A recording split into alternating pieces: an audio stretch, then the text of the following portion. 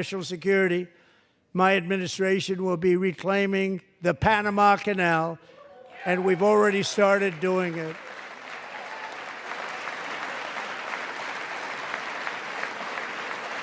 Recently, U.S. President Donald Trump, in his first congressional address after taking office, announced that the United States has reclaimed the Panama Canal, praising the outstanding performance of the diplomatic team led by Secretary of State Rubio. In fact, a significant portion of Panama's port operations is controlled by a company owned by Hong Kong's richest man, Li Ka-shing. CK Hutchison Holdings Limited, Sirula 1 HK, which holds the concession rights to Panama's port operations, unexpectedly announced late on March 4th that it had reached a preliminary agreement with a consortium led by BlackRock, a U.S.-based asset management firm. The deal involves selling 90% of its equity in Panama's port company for a total of $19 billion. The two parties have entered a 145-day exclusive negotiation period. Additionally, Li Ka-shing bundled the sale with 43 ports across 23 countries in Asia, Europe, and the Americas, including 199 port berths, an intelligent terminal management system, and a global logistics network, for a total price of $22.8 billion, including Panama, to BlackRock. Li Ka-shing's connection to the Panama Canal dates back to 1997, when CK Hutchison's subsidiary, Hutchison Ports Panama, secured a 25-year concession from the Panamanian government to operate the Balboa and Cristobal ports. This agreement was automatically renewed for another 25 years in 2021 upon its expiration.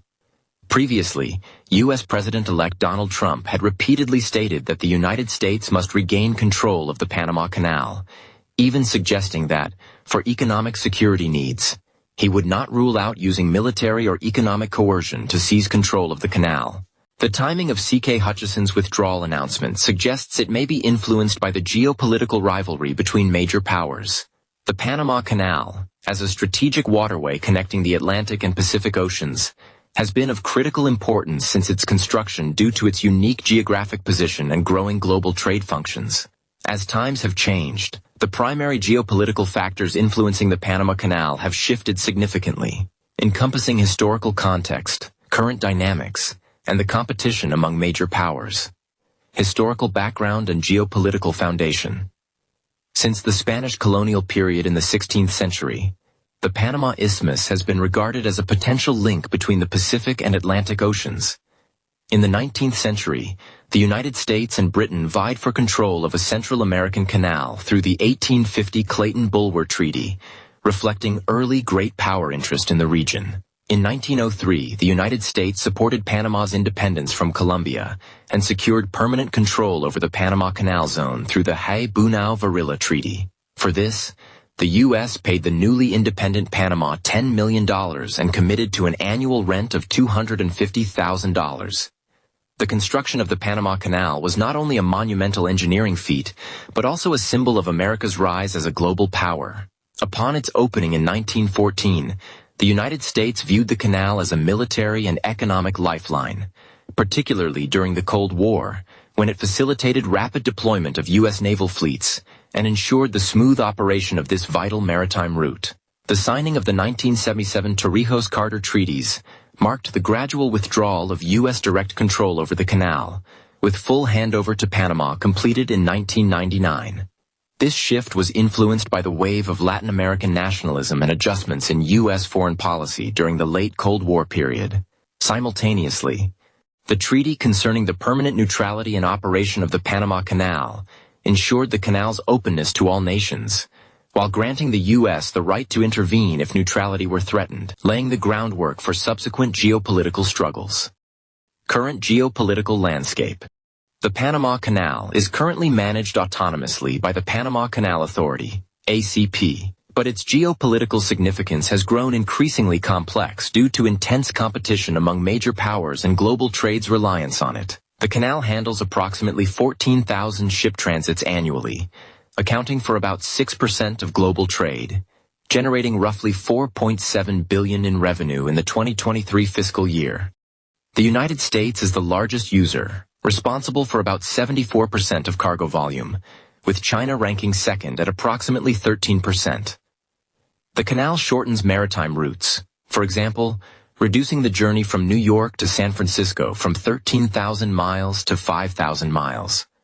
Alternative routes, such as Raoxing Cape Horn or Arctic passages, are prohibitively expensive and constrained by natural conditions. However, climate change poses threats like drought and reduced freshwater supply to Gatun Lake. In 2023, transit capacity dropped to 18 to 24 ships per day, recovering to 36 by 2024. The freshwater crisis not only affects canal efficiency, but also serves as an entry point for great power intervention. Currently, the Panama Canal has become a focal point in the geopolitical rivalry among the United States, China, and other nations. Third, the Panama Canal in great power competition strategic asset. The canal is vital to U.S. national security and economy, with 40% of American container trade relying on it. The U.S. Southern Command, SOUTHCOM, emphasized its strategic value in a 2024 report.